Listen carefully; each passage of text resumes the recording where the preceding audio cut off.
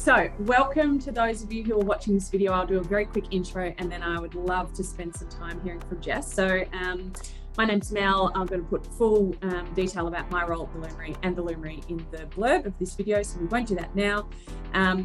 What we're going to do today is a laid-back conversation, me and one of our looms, Jess, just to chat a bit about what Jess does with us, what she enjoys, what her thoughts were before she came to the Lumery, this kind of jazz. So, Jess, introduce yourself.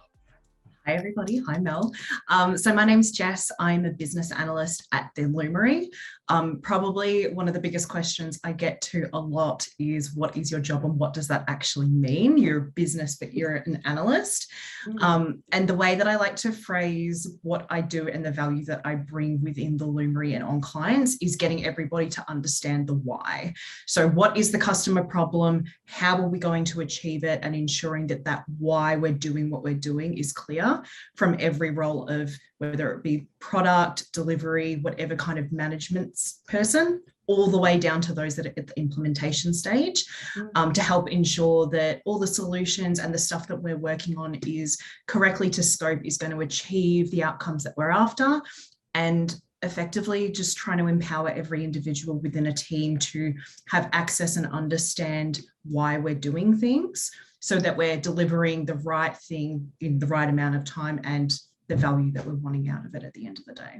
Have you always been doing this kind of work, Jess? What were you doing? Well, first of all, how long have you been at the Lumery for? So I'm still a bit of a young'un myself. I'm coming up to 12 months in July this year. So even within this conversation, and again, whoever's watching, I'm still a little sponge trying to absorb all that I can with all of my colleagues. Prior to here, I've got a couple of years of working within tech, yes, as a business analyst. But my prior background is completely non-tech. I was actually within HR. So I really loved working with people and problem solving and helping build out specifically like a lot of skill sets and understanding what companies were needing and do we have the right diversity and support in place for those employees to do the best job that they can. So me saying that out loud, it makes total sense that of all the tech roles I've wound up in, it is business analysis. Yeah. But yeah, I kind of went through a bit of a phase of really enjoying a lot of the problem solving, but wanting to be much more hands-on with so much of the technology that's out there to help implement change. So I went through a career changer program with Australia Post a couple of years ago and have wound up now at the Lumery. And this has actually been my first agency / consulting role. I've only ever been client side up till here. So it still is daily learning something new every day, despite me sitting at now about 3 to 4 years in tech. Wow. So you're coming up to 12 months, Jess, and what has that been like at the Lumery? What's that like? How was your first day? How was your first month? Are you still like, how's it feeling? I can't actually believe it's been 12 months. I know. Yeah. Probably similarly to a lot of people, the expectation versus reality has been completely off. So back when I joined in July, I think I got a total of 4 business days in before down in Melbourne, we went through another lockdown within 2021 last year. And so for a good 90% of ignoring clients, just colleagues at the Lumery, all the relationship building that I've done, all the connections, all the getting to know people has all primarily been virtual. And within my previous role, the company that I worked at, I was there the entire time when COVID had first hit. So I'd already had that rapport built in and knew the way that things would work. So coming into what I thought was going to be a terrifyingly new environment in consulting, paired with not really knowing anyone, in reflection, it's been fantastic because it's really helped me, I suppose, apply and develop a lot of those adaptability skills that you're needing in this kind of role and the clients that we work with. But just being able to trial that within our own colleagues and people. So making sure that I'm prioritizing, I think I prioritized in my first 2 months because we were in lockdown, like making sure at least once a day I had a half an hour coffee booked in with somebody that I was not on an account with. Just who are you? What do you do? How could we work together? What are your problems? What do you enjoy? So despite, I suppose, the difficulties with COVID and like such a hybrid forced way of working. It's actually very much wound up to be my benefit because everybody was so open-minded and flexible about, yes, how can we build rapport and get to know each other and what you do. And everybody was effectively in the same boat. So it was definitely a difficult and non-traditional onboarding journey, I guess. Yeah. But I think it was quite valuable, and it's given me quite an advantage of somebody coming newly into the consulting industry with those adaptability skills being developed. So how did you even come to us, Jess? How did you find out about the Lumery? What made you be like, they're interesting, I want to find out? Well, tell me what brought you here. So again, just once again, the non-traditional way. I had an old colleague was connected with Ben Fetters. He's head of strategy. He was connected on LinkedIn and had basically said that the Lumery is looking to build out their BA chapter and group. There was 2 people at the time that were currently working there. And so my friend had kind of referred me along because I was starting to get that little itchy feeling of I need something new, I'm needing to mix it up.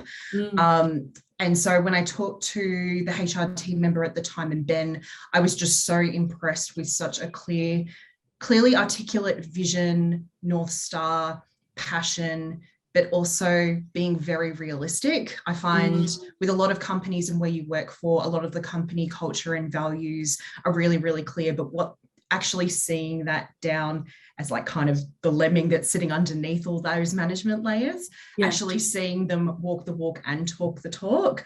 I was just so impressed with how Ben was approaching and quite frank with me when it came to what he was looking for, the difficulties that they were having with like the chapter and role and what clients were needing, so that I was able to kind of evaluate, would I be the right fit so early on?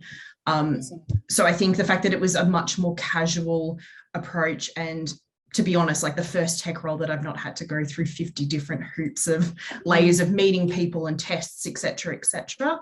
It was very much the fact that it was such a grounded one-on-one space between Ben and then a couple of the delivery team members and then a couple of the tech team members.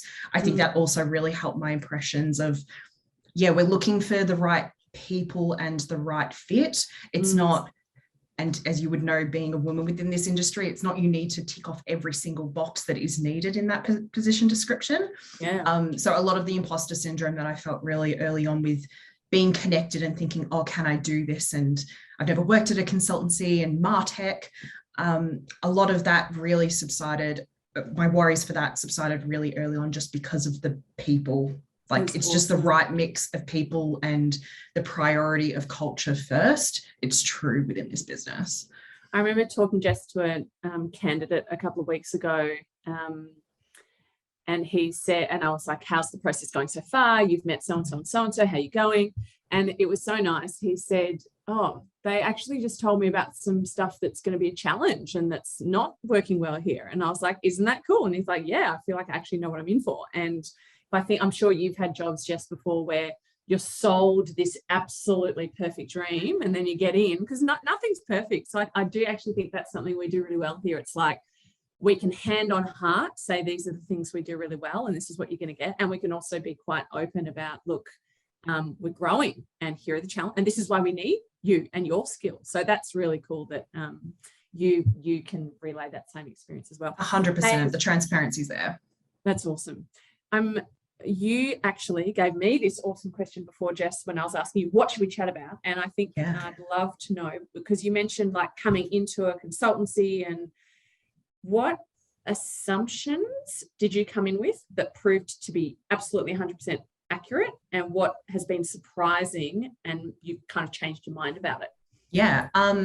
So other than being like really buying into the Lumery and the value that we bring to our clients, when I was job seeking at the time, I was really motivated in trying to increase my experience and dipping my toes in different waters. Because again, being career changer, although I know my skill set is strong and I'm confident in what I can do, the reality is I definitely have a bit of a mentality of like, I need to learn, I need to be continuously learning and doing new things.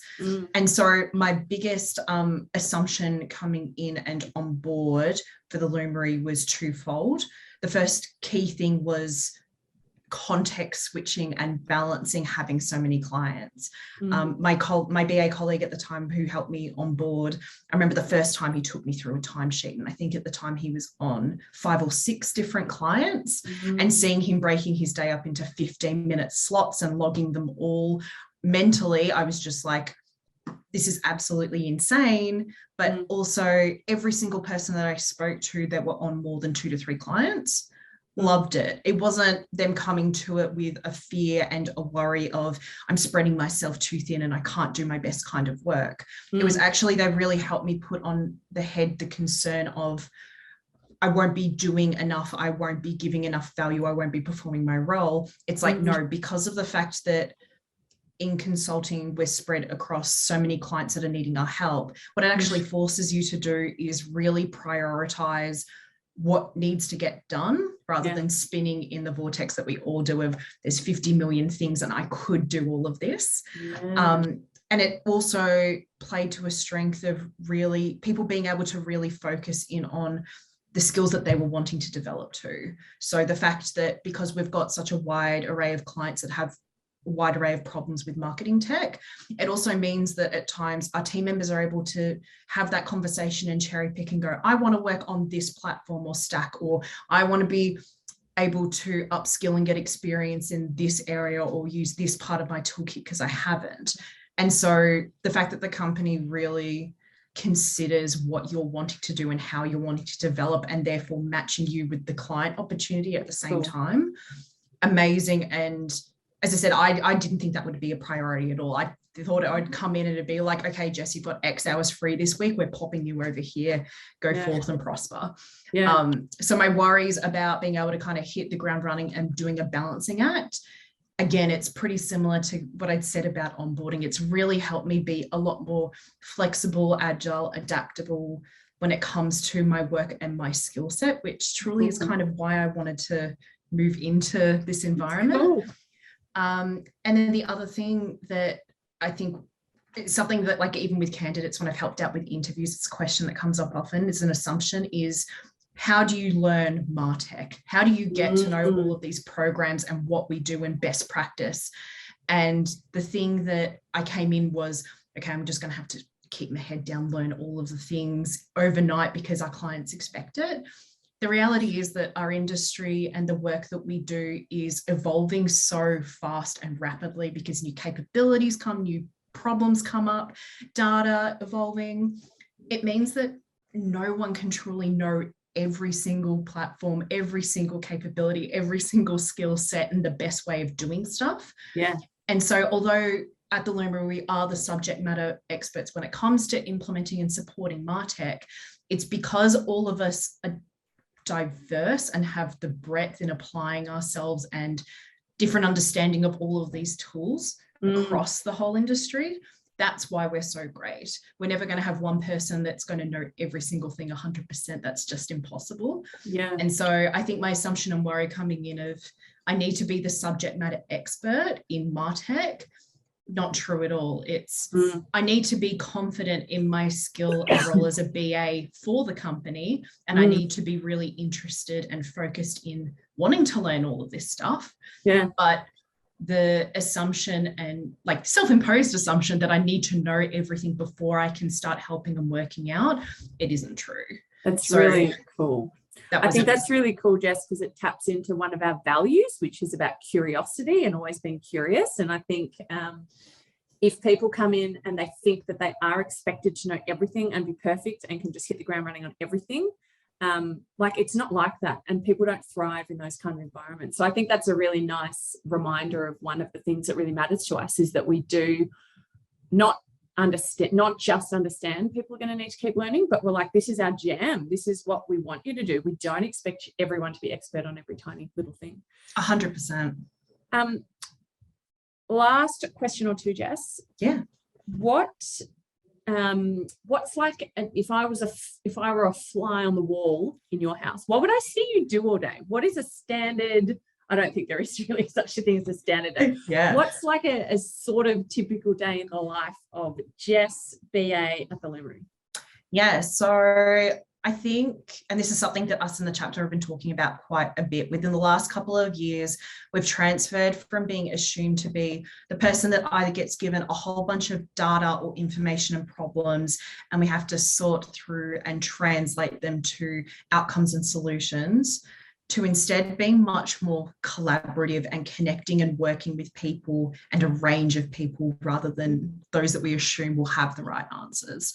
So the majority of my day flitters between working with the couple of teams that I'm working with on ensuring all of their work is clearly visualized. Again, part of that autonomy and empowerment of information and work, helping break down, I suppose, the approach towards delivering a solution of some kind. So what is the least amount of work that we can do that would get the maximum amount of time out? And so a part of that is both looking at the data, but also key collaboration and facilitation. And again, other than working directly with the teams, it's doing a lot of solution validation, requirements gathering, and trying to do a bit of uplift when it comes to, again, people's individual skills and autonomy in being able to evaluate and understand why we are building the thing that we're building now. So for the hours across my day, majority of them are either sitting in workshops, prepping in workshops, messaging away on Slack with GIFs and emojis because we need the laughs from time to time. And doing a whole lot of work on most of the clients that I'm in do a lot of agile methodology. So it's mainly wrangling a lot of stuff under the hood around Jira and Confluence. And other than that, it's depending on the client. Sometimes it might be getting into the platforms and helping assess the current state of it. Like for one client, it's Adobe Campaign, helping some of our marketing automation specialists understand what workflows are on. Is it all correct in its place? Do we have the right documentation updated? So a lot of even kind of auditing tasks as well. I mightn't be necessarily hands on the tools, but just making sure that when we're doing the work that we're doing, it's at the quality that we're expecting, and we're identifying any tech debt or improvement opportunities and are trying to tackle that on the way. Hey, you won an award at our Christmas party last year. I did. What was that? So I didn't know that there were such things at awards of the Lumery. I'd heard this and I was like, oh, how cute. Like the last time I won an award was like a congratulations for participating ribbon back in high school. But basically at the end of every year, as I'm sure we've touched on many a time now, like recognition and recognizing the individual efforts of every single loom, not just the outcomes that we get for our clients, is really important and key within the business. And so every year come Christmas time, the Power to the People team, so kind of the staff-based community that helps represent all of our interests and support, rolled out a kind of a voting competition to recognize all of these great people that embody, whether it be all of our individual values as a business or overall outcomes, great feedback. And I ended up coming away with Rookie of the Year, which is effectively the person within their first 12 months at the business that has ideally embodied all of the right values and has displayed and demonstrated great outcomes, which was nuts for somebody that, again, came in non-traditionally, had the biggest brain, imposter syndrome, thinking I can't do this, I've never worked in MarTech, so to get that at my 6 months, just to see, like, to have that appreciation and understanding that people can recognize the individual contributions that I've made, not just to the clients, but improvements within the company, was massive. Just so great. And as I said, for a company our size and headcount that's ever growing, to still be running and focused on recognizing not just client outcomes, but individuals' achievements and hard work that they're doing behind the scenes is amazing. I just have tears in my eyes, Jess. I've got this just visual, and someone took a photo of it, you doing your speech at the Christmas party, and, you know, your people leader, one of our co-founders, one of our directors, just couldn't resist, rushed up, gave you a hug, and I was just like, this is what it's all about. This is awesome. Last question.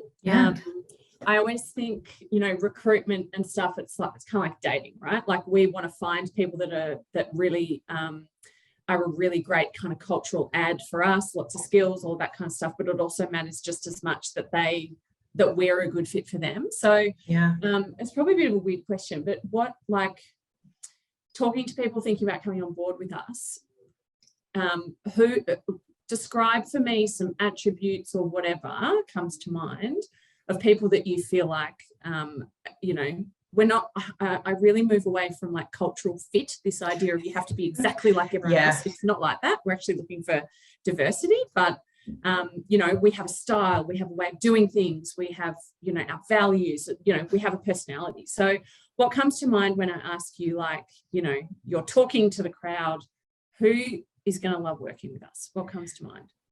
So, and I promise for those watching that it's not pandering towards the business. The two things that always come to my mind, and again, it's been something that I've discussed with potential interviewees when I've helped out, have been two of our core values of, as we talked about earlier, curiosity, and the other one of giving a shit. You need to be somebody that is really passionate and loves the unknown, loves to learn, loves to continuously be challenged and be comfortable and confident when you do get to that point of rapport within the team, of being able to put your hand up and go, I know it's a dumb question, but again, because I've talked about the type of technology that we're using and problems that we solve is ever changing, it's really important that you're somebody that is really motivated by just being not thrown in the deep end, but that every single problem that you're going to get attached to, it's never going to be the same thing twice. And being really inspired and happy to work alongside a group of people that are just the same and are going to come to you with every question under the sun too. And then the other side of giving a shit, it's kind of, as I've been talking about before, we don't all work in this company purely for client outcomes. It's because what we try to do as a business, it's not just we have somebody that comes to us with an implementation project and we say, yep, here you go on a platter, it's done, implemented, away you go.